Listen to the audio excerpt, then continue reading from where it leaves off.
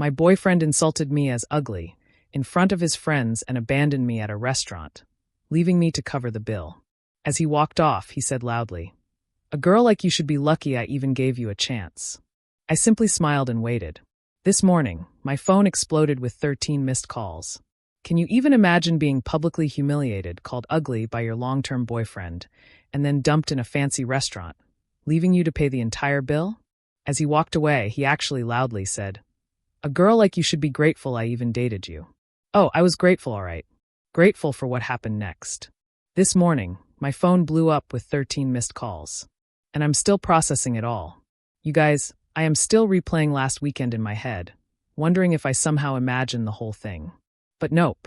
My maxed out credit card and the ice cream stains on my couch confirm it was all very, very real. For context, Ryan and I had been together for 2 years. 2 years. Not some casual fling. We had the whole routine down. Netflix marathons, awkward holiday dinners, even that weird couples yoga class he insisted on. We both sucked at it, to be honest. Things weren't perfect, are they ever? But I thought we were solid. We'd talked about moving in together this summer. He had these little annoying habits, socks literally everywhere, texting during movies, and these helpful comments about my appearance. That shirt makes your arms look bigger. Or, have you thought about a different hairstyle? I always brushed it off, thinking he was just being honest. Ugh, past me was such a doormat. So, last Friday, Ryan texted me about dinner with some work friends. He'd never included me in his work life before, always saying it wasn't professional. So, I was actually excited. I even went shopping for a new outfit, RIP my budget, and spent forever getting ready. I'm talking a full YouTube makeup tutorial. The fancy straightener I only use for special occasions, the works. I got to this super expensive restaurant downtown. The kind with tiny portions and no prices on the menu. Red flag number 1. Ryan was already there with 2 guys he worked with, Leonard and Pablo. The moment I walked up, there was this weird vibe. Ryan barely acknowledged me. Just a half stand from his chair and a quick, "You're late." I was literally 2 minutes late because parking was impossible. I sat down and he looked at my outfit and goes, "Oh, you wore that?" Not quietly either. His friends exchanged this look, and I immediately felt my face getting hot. For the record, it was a dark blue dress. I thought it looked nice. Nothing crazy. I tried to laugh it off like, "Is there a dress code I missed?" But he just shrugged and said they already ordered appetizers. Cool. The next hour was basically Ryan talking about work stuff I didn't understand, while his friends nodded along. Whenever I tried to join, Ryan either talked over me or explained why I was wrong. At one point, I mentioned a customer at my store and Ryan cut me off with, "She doesn't really get how things work in the real business world." With this dismissive wave, like retail isn't a real job. I've been a manager for 3 years.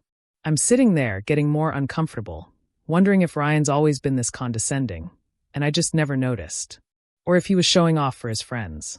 Either way, not a great look. Then Leonard asked how we met.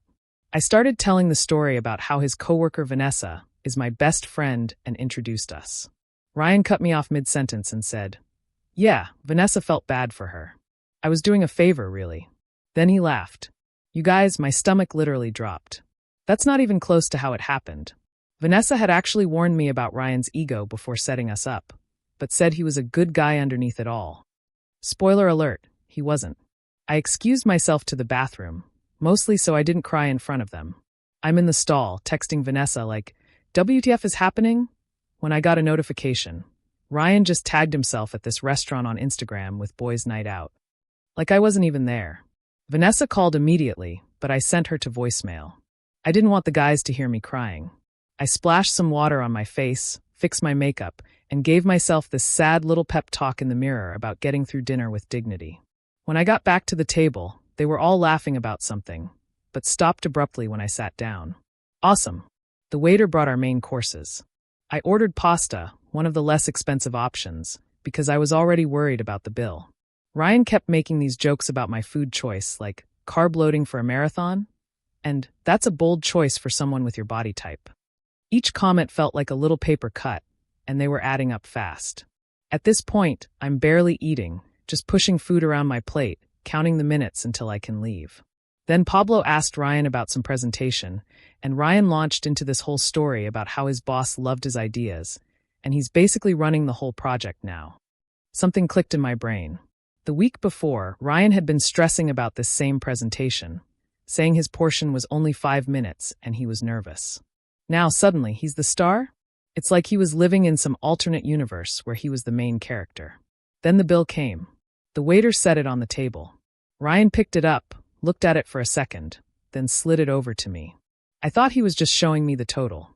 But then he said, and I will never forget this, "You know what? I don't think this is working." I stared at him, waiting for the punchline. There wasn't one. "I've been trying to make this work, but I'm just not attracted to you anymore. I think we should break up." In the middle of a restaurant. In front of his friends. After 2 years together. Who does that? I was completely blindsided. Are you serious right now? This is how you want to do this? He stood up, grabbed his jacket, and said, I still get a knot in my stomach thinking about it. A girl like you should be grateful I even dated you this long. You're not exactly a prize.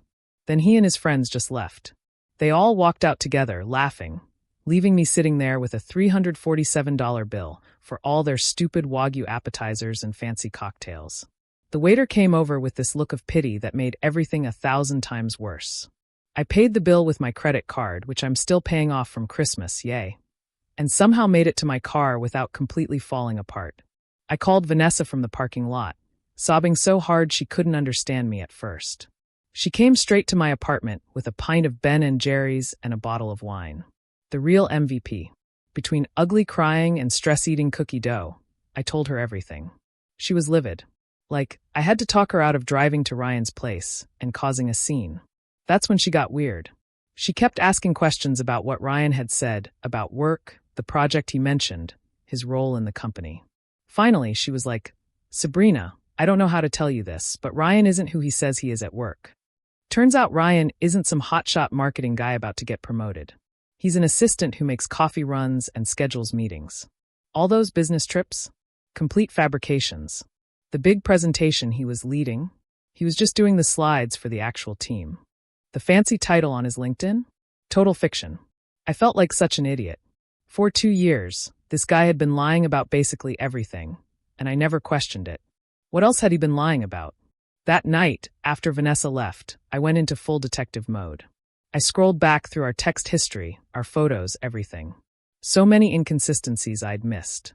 Comments about money that didn't add up.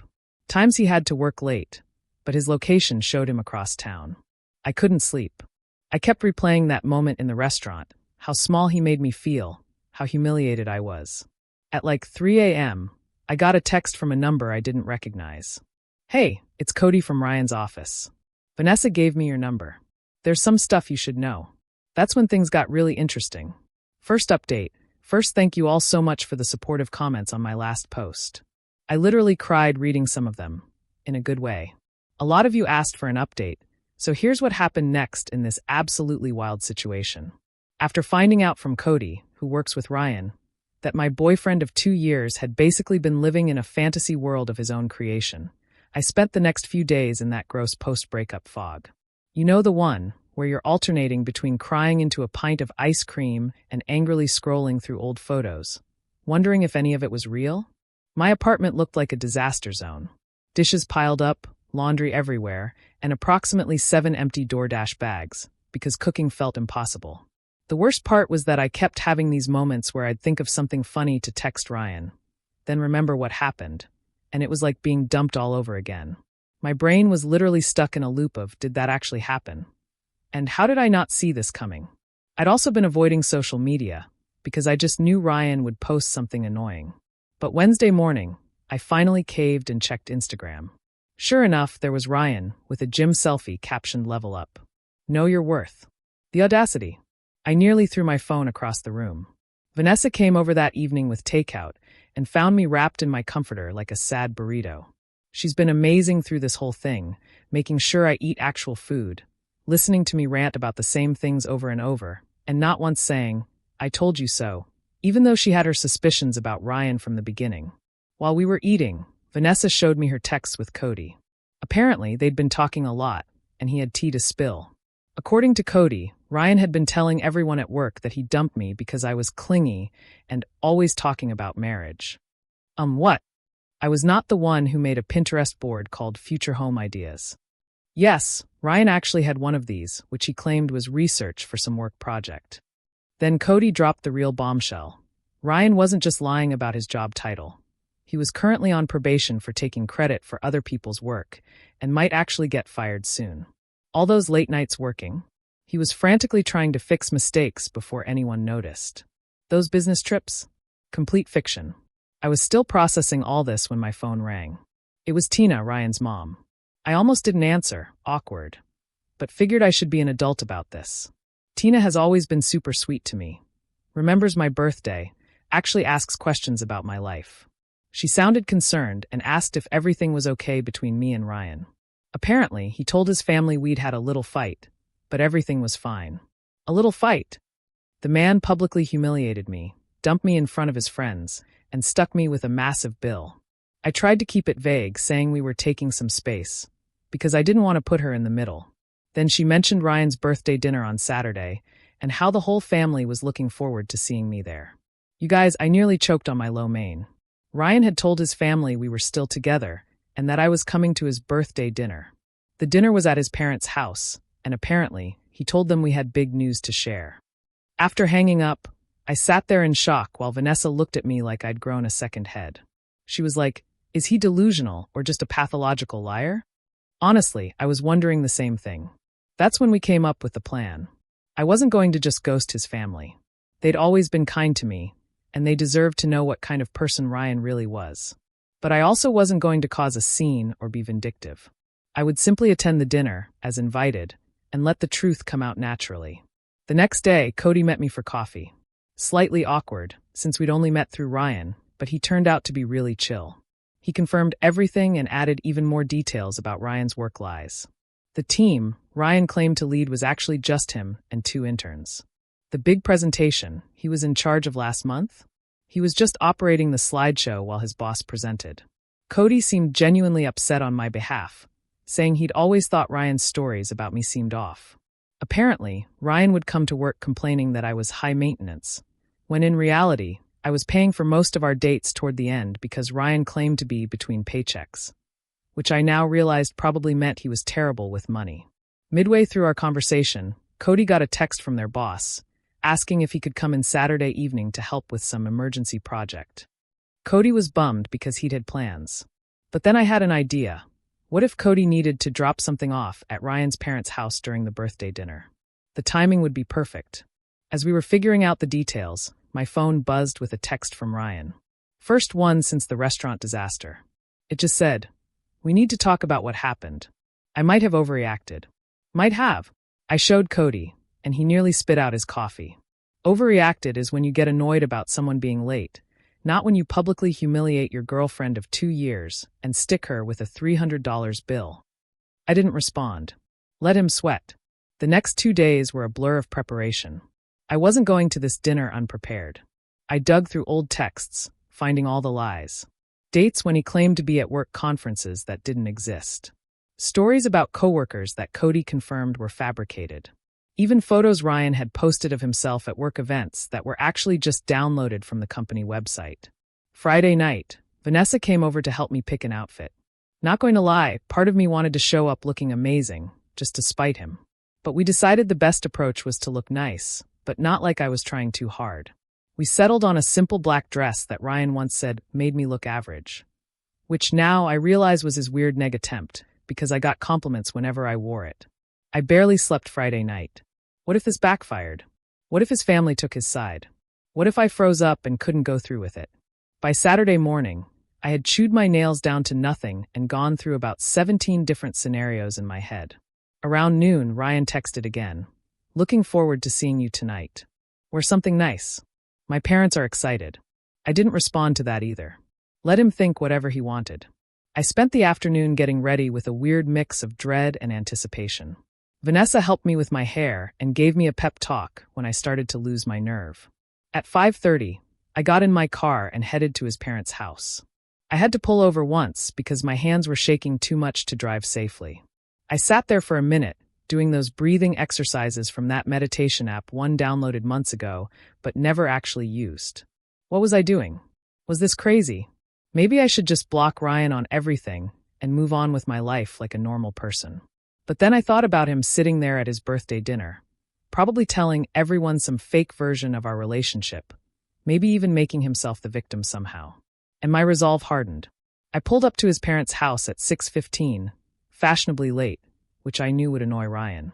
There were several cars already in the driveway. Looked like the whole family was there. I checked my makeup in the rearview mirror, took one last deep breath, and walked to the door. Ryan's dad opened it with a big smile and a hug, ushering me inside. The house smelled like Tina's famous pot roast, and for a second, I felt a pang of sadness. I genuinely liked Ryan's family, and this would probably be the last time I'd see them. I rounded the corner into the living room, and there was Ryan, drink in hand, mid-laugh at something his cousin said. He froze when he saw me, clearly not expecting me to actually show up, despite what he told his family. The look on his face was, well, priceless, to be honest.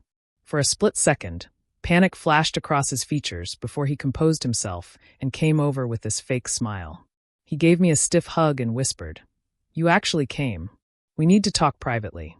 I just smiled and said, loud enough for everyone to hear, that I wouldn't miss his birthday for anything, especially since he'd been telling everyone we had big news to share. The color drained from his face. Tina clapped her hands excitedly and asked if this was what she thought it was. Ryan's sister gave me a knowing look. His dad started joking about finally getting grandkids. Ryan gripped my elbow a little too tight and tried to steer me toward the hallway. But his mom called out that dinner was ready and everyone needed to sit down. As we all took our seats around the dining table, with Ryan nervously watching my every move, my phone buzzed with a text from Cody. On my way. 15 minutes out. Ryan leaned over and hissed, "What are you doing here?" I thought after the restaurant. I just smiled sweetly and said, loud enough for everyone to hear, "Oh, I wouldn't miss the chance to tell your family about what happened at that restaurant, Ryan. I'm sure they'd love to hear that story." The look of absolute panic on his face as his mom started bringing out the food, worth every second of anxiety it took to get there. Game on. Second update. I'm finally ready to share what happened at Ryan's birthday dinner. Sorry for the delay. I needed a mental health day after all this drama, plus my Wi-Fi has been acting up because my neighbor borrowed my password and apparently downloaded the entire internet. Where did we leave off, right? Me sitting at the dinner table with Ryan's family while he panicked about what I might say. So there I was, surrounded by Ryan's family. His parents, Tina and Ralph, his sister Kayla, his grandma, and two cousins whose names I always mix up. The table was loaded with Tina's famous pot roast, those buttery mashed potatoes I've literally dreamed about, and a fancy salad that nobody was going to eat, but everyone would pretend to appreciate. The first 20 minutes were straight up awkward. Ryan kept trying to control the conversation while shooting me these warning glances. I just smiled and passed the bread rolls, enjoying the way his left eye twitched every time I opened my mouth. Petty. Maybe. Satisfying? Absolutely. Tina kept the conversation flowing, bless her. She asked about my family, my job, the usual small talk. When she mentioned how proud they all were of Ryan's big promotion, I nearly choked on my water. I glanced at Ryan, whose face had gone the exact shade of the beets on the table. Ryan jumped in, talking about how his team was crushing their targets, and how his boss was practically grooming him for senior management. I just nodded along, watching him dig himself deeper with each word. Ralph, who's always been the quiet type, suddenly asked Ryan about the Johnson account. Apparently, Ryan had been telling his dad about some huge deal he was supposedly leading. Ryan's answer was so vague it could have been a horoscope, something about strategic pivots and leveraging core competency, that literally meant nothing. His sister Kayla caught my eye across the table. She's always been the skeptical one in the family, the type to Google facts during arguments and call people out on their BS. She raised an eyebrow at me like, "Is he for real right now?" That's when Tina brought up the future. She asked us about our big news and whether it had anything to do with us taking the next step. Ryan nearly dropped his fork and mumbled something about it not being the right time to discuss it. His grandma, who has zero filter and is my absolute favorite person in his family, cut in with, "So, are you two moving in together or what? Because Ryan said you were looking at apartments together." Again, news to me. The furthest we'd gotten in that conversation was me once saying, "Maybe we should think about combining our Netflix accounts to save money." Ryan tried steering the conversation back to himself, talking about how his boss had given him a company card for business expenses. I couldn't help myself. I asked what kind of expenses he was authorized to approve. He stammered something about client dinners and team outings. That's when I casually mentioned, "Oh, speaking of dinners, Ryan took me to this amazing restaurant last week. What was it called again, honey? The one where you met up with Leonard and Pablo." The color drained from his face faster than my phone battery on TikTok. Seriously, my phone can't handle more than 20 minutes of scrolling before dying. Anyone else? Before he could respond, the doorbell rang. Perfect timing. Tina went to answer it, and I heard her delighted, "Oh, Cody. What a surprise." Ryan looked like he might actually pass out. Cody walked in with a folder, all professional in his button-up shirt. He apologized for interrupting the birthday dinner, but said he had some work documents Ryan needed to sign urgently for Monday morning. Tina, being the perfect host, immediately invited him to join us for cake later. Ryan tried to usher Cody toward the front door, but Ralph insisted they could handle work stuff right there at the table, since we're all family here. Cody sat down in the empty chair beside me, which I'd strategically saved, not gonna lie. Ryan was gripping his fork so hard I thought it might bend. That's when Ralph asked Cody how the big presentation went, the one Ryan had apparently been leading. Cody looked confused for a second before catching on. He glanced at me, then at Ryan, and I could see him making a decision. Cody said the presentation went well, but clarified that their boss had delivered it, with Ryan and the team providing support. Ralph looked confused and said that wasn't how Ryan had described it. I jumped in, because I'm messy like that, and asked Cody about Ryan's promotion. Poor Cody looked so uncomfortable, caught between loyalty to a coworker and not wanting to lie to an entire family. He fidgeted with his napkin and said something vague about company restructuring. Ryan interrupted with this fake laugh and tried changing the subject to sports or whatever. But his sister wasn't having it. She asked Cody point-blank what Ryan's current title was. The silence that followed was like that moment when you drop something in a public bathroom. Everyone hears it. No one wants to acknowledge it. Cody looked at Ryan, who was silently pleading with his eyes. Then at me. I nodded slightly. He cleared his throat and said that Ryan was an administrative assistant in the marketing department. The silence. Ralph put down his fork slowly. His grandma made this little HMPF sound. Kayla muttered something that sounded suspiciously like, "I knew it." Ryan immediately went into damage control mode, saying Cody was confused, that he had multiple roles, that it was complicated. But the dam had broken. His family started asking specific questions that he couldn't weasel out of. "When did you get promoted?" He hadn't. "Why did you say you had a team?" He didn't. "What about that corner office you mentioned?" Also fictional. With each question, Ryan's stories unraveled more. He kept looking at me, like this was somehow my fault, which made me more determined to let everything come out. Tina, bless her heart, tried to smooth things over. She suggested we all have some cake and talk about happier things. As she went to the kitchen to get it, Kayla asked me directly about the restaurant I'd mentioned earlier. This was my moment. I took a deep breath and told them everything. How Ryan had invited me to meet his friends. How he'd belittled me throughout dinner. How he dumped me in front of everyone and walked out, leaving me with a $347 bill I could barely afford. Ryan tried interrupting several times, but his dad shut him down with this look I'd never seen before, pure disappointment. Ryan's defense? That I was exaggerating and playing victim. That I had embarrassed him in front of his colleagues by not fitting in. That leaving me with the bill was teaching me financial responsibility. His grandma actually snorted at that last one. Cody, who had been quiet through most of this, finally spoke up. He confirmed my story, adding that he'd heard Ryan bragging to coworkers about how he'd put me in my place. He even pulled out his phone and showed texts from Pablo. Receipts, y'all. Discussing what had happened. Tina came back in with the cake, just as Ryan was trying to paint himself as the victim.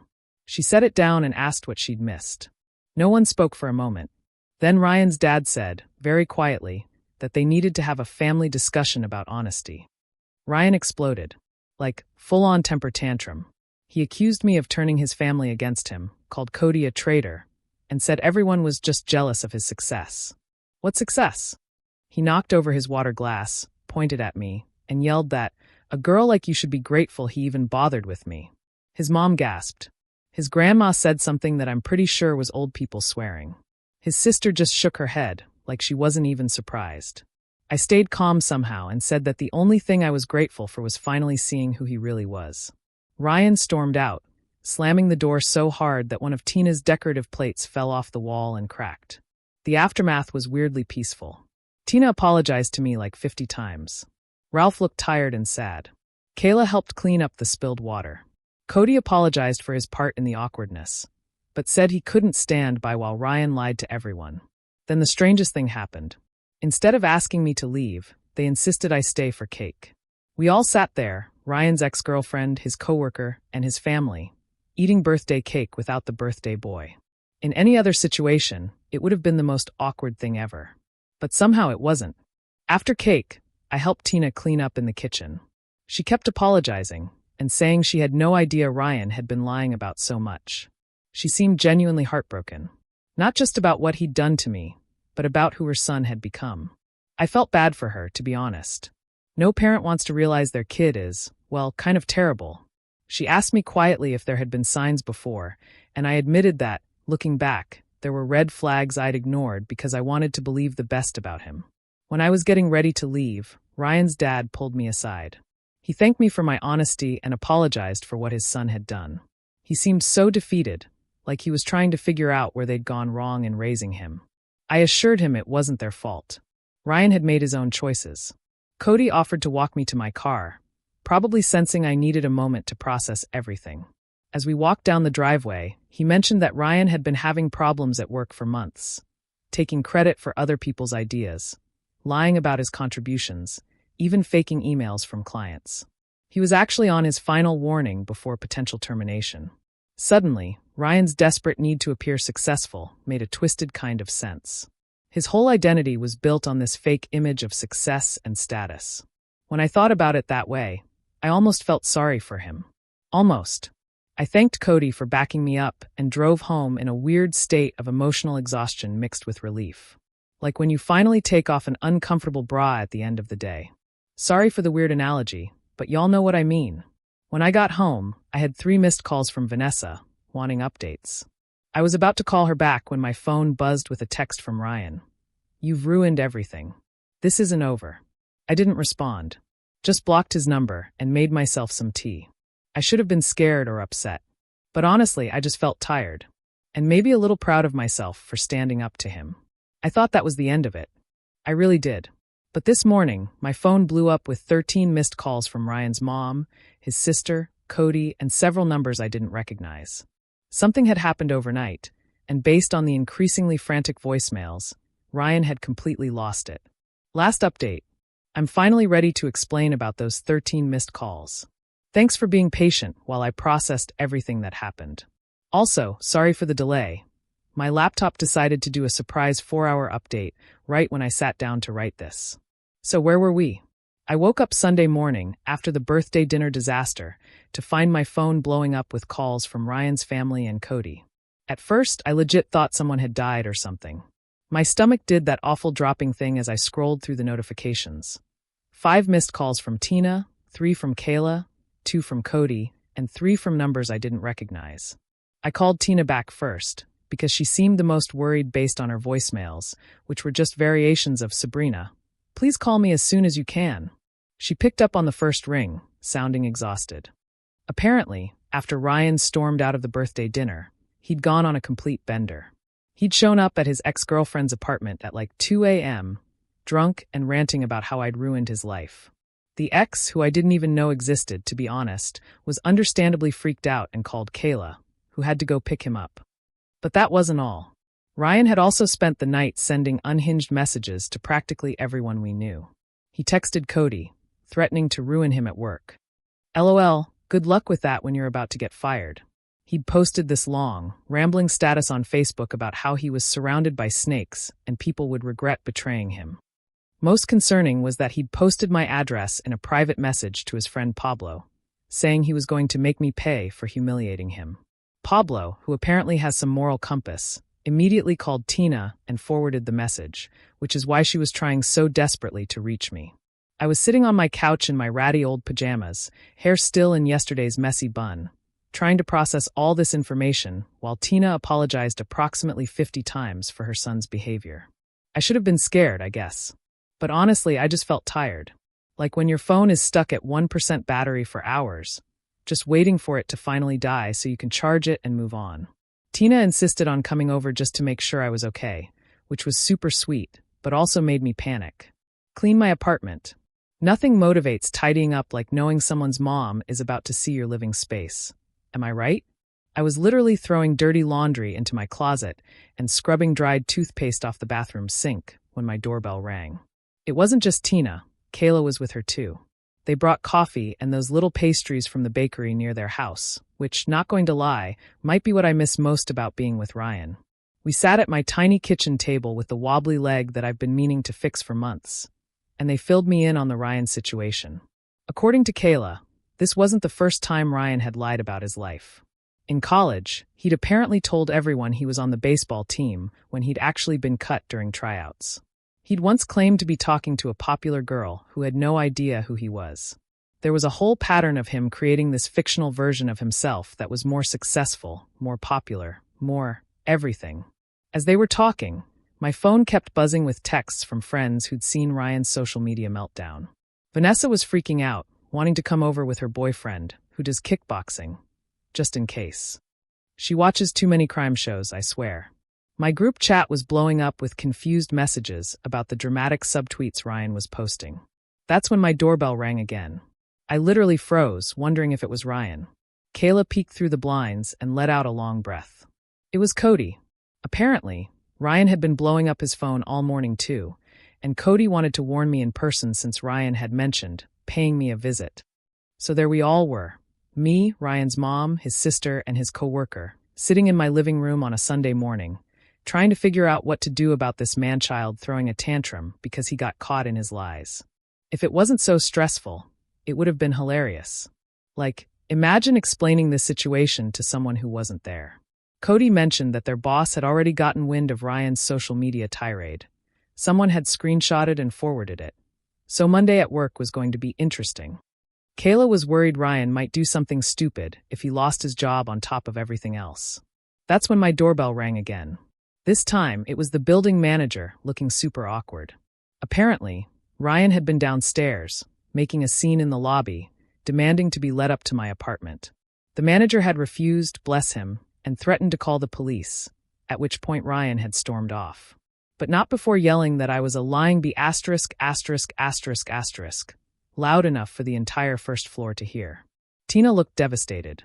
She kept apologizing and saying she didn't know where they went wrong with him. I felt terrible for her. Imagine realizing your adult son is basically a walking red flag. Kayla was more practical, suggesting I document everything, just in case Ryan's behavior escalated. We were all sitting there, trying to figure out what to do, when my phone buzzed with a notification. Ryan had tagged me in an Instagram story. Against my better judgment, and everyone in the room telling me not to look, I opened it. It was a photo of me from early in our relationship, sleeping on his couch with my mouth open, captioned, "Miss Perfect who ruined my birthday isn't so perfect. A girl like you should be grateful anyone took pictures of you at all." Like, that was his big revenge? A slightly unflattering photo from 2 years ago? I actually laughed out loud, which wasn't the reaction Tina was expecting. But honestly, if that was the worst he could do, I was going to be fine. Just as we were discussing next steps, there was a loud pounding on my door. We all jumped. Then we heard Ryan's voice, slurring slightly. "I know you're in there. Open the door." Cody immediately stood up, like he was going to confront Ryan, which was sweet but unnecessary. I was already calling the building's security guard. Perks of a slightly more expensive apartment building. Ryan kept pounding and yelling, and I could hear my neighbor's door open as she came out to see what the commotion was about. By the time security arrived, Ryan had moved on to kicking the door. The security guard didn't mess around. He told Ryan to leave, or he'd call the police. There was some back and forth that I couldn't quite make out, then silence.